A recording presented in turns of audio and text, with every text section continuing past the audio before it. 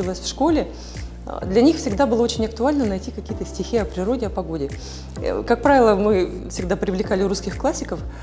Ну, это из года в год происходит, и я подумала, как хорошо, если какие-то новые стихи появятся вот, на эту тему. И, собственно, взяла и написала.